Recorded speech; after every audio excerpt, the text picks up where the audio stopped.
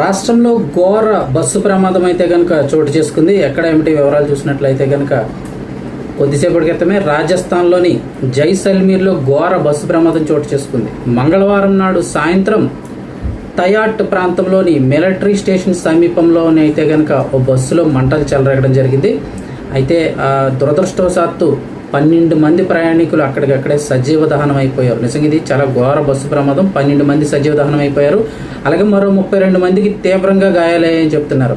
ప్రమాద సమయంలో మొత్తం 57 మంది బస్సులో అయితే కనుక ప్రయాణికులు ఉన్నట్లు సమాచారం ఉంటుంది. స్థానికుల సమాచారంతో విషయం తెలుసుకున్నటువంటి పోలీసులు హుటాహుటిన ఘటనా స్థలానికి చేరుకొని ఫైర్ ఇంజిన్ల సహాయంతో మంటలను అయితే అదుపులోకి తీసుకొచ్చారు. గాయాలైన వారందరినీ కూడా దగ్గరలో ఉన్నటువంటి ఆసుపత్రికి అయితే తరలించడం జరిగింది. మృతుల్లో 3 మహిళలు 3 చిన్నారులు కూడా ఉన్నట్లుగా గుర్తించారు. ఇప్పుడైతే పోలీసులు కేసు నమోదు చేసుకుని దర్యాప్తు అయితే ప్రారంభించారు. బస్సు ప్రమాదానికి సంబంధించి మిగిలిన పూర్తి వివరాలు అయితే తెలియాల్సింది. రాజస్థాన్లోని జైసల్మీర్లో అయితే కనుక ప్రమాదం చోటు చేసుకుంది. మంగళవారం నాడు సాయంత్రం తయాట్ ప్రాంతంలో మిలిటరీ స్టేషన్ సమీపంలో ఈ ప్రమాదం అయితే చోటు చేసుకుంది. దురదృష్టవశాత్తు 12 మంది సజీవ దహనం అయిపోయారు. మరొక 32 మందికి తీవ్ర గాయాలయ్యాయి. వారిలో కూడా కొంతమంది పరిస్థితి విషమంగా ఉంది. మృతుల సంఖ్య కూడా పెరిగే అవకాశం ఉన్నట్లుగా చెప్తూ ఉన్నారు.